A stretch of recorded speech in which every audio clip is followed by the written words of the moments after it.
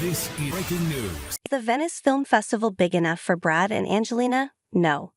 Plus, how Glenn Powell got hoodwinked by an urban legend and Leslie Jones goes for gold at the Olympics. How Brad could bump into Angelina in Venice. Running into an ex at a party can be awkward. But imagine if the party is the Venice Film Festival and the exes are Brad Pitt and Angelina Jolie. That potentially incendiary meet-cute could well happen, as both are starring in films that seem to be probable contenders in Italy. Pitt's movie Wolves doesn't sound much like festival fodder. It's a buddy comedy about rival crime scene fixers who are both called to remove the same dead body, directed by the guy who made Spider-Man Far From Home, Jon Watts, except that Pitt's buddy in the film is George Clooney, a part-time Italiano who gets lots of love in Venice. Jolie, meanwhile, is starring in Maria, a drama about opera singer Maria Callas that couldn't sound more like a festival flick if it were shot in Budapest by an experimental Chilean auteur, which it was. Pablo Larraín, a former judge on the Venice jury. The festival won't announce its picks for weeks, but a veteran awards consultant tells THR there's every reason to expect that Pitt and Jolie will both end up in La Serenissima. If you're the festival, you'd do everything you could to make that happen, he says. You'd have the whole world watching. Still, even if they both come to Italy, it doesn't have to be awkward for the two stars. The festival can keep them apart, says the consultant. You can bet both Pitt's and Jolie's people will make sure they never get near each other. Fans of Gravity Falls have been cheering rumors that the 2012-15 Disney Channel cartoon might be making a comeback.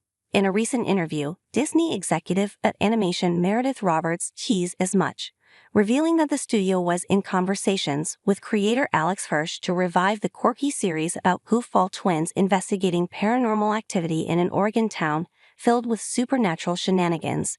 But fans also know that since Hirsch ended the series after its second season, he hasn't made life easy for his former Mouse House overlords. In 2022, to celebrate the 10th anniversary of the show's debut, the animator tweeted some of his behind-the-scenes battles with Disney's Standards and Practices Department. It has come to our attention that hoo-ha is a slang term for vagina. Please revise. One S&P note read, to which an exasperated Hirsch replied, "It is a proper word meaning excitement or hullabaloo, and that is clearly its meaning here." The context is an owl-themed restaurant called Who Has Jamboree, not changing it. Other notes included objections to the word chub, a reference to spin the bottle, and the name-dropping of Lucifer, which the studio thought might offend religious viewers. Theater was unable to reach either Hirsch or Roberts for comment. Would you believe it? It turns out the story Glenn Powell told in a viral podcast clip about how his sister's friend went home with a guy who gave her a back rub with an abrasive lotion meant to tenderize flesh for human consumption, and how the police later found bodies in his apartment, was total BS. Or, as urban legend scholar Joel Best more charitably puts it, contemporary folklore.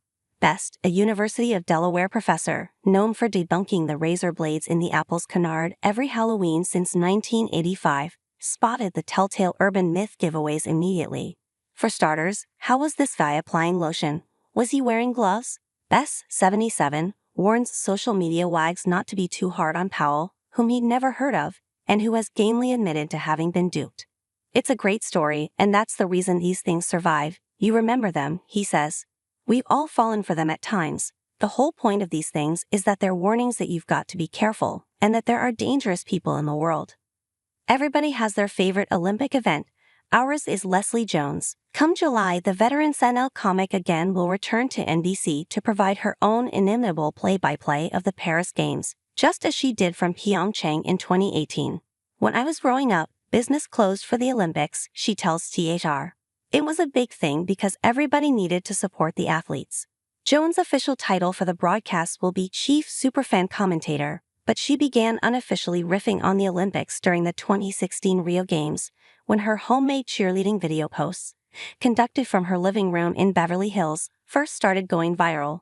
NBC Sports took notice and flew Jones to Rio to finish out the tournament as a network commentator. But it's not an easy gig, and Jones is already training for the challenges of Olympic commentating. I work out every day just to keep me in shape, she says. Make sure that I sleep, drink a lot of water, stretch, keep it happy, keep it light.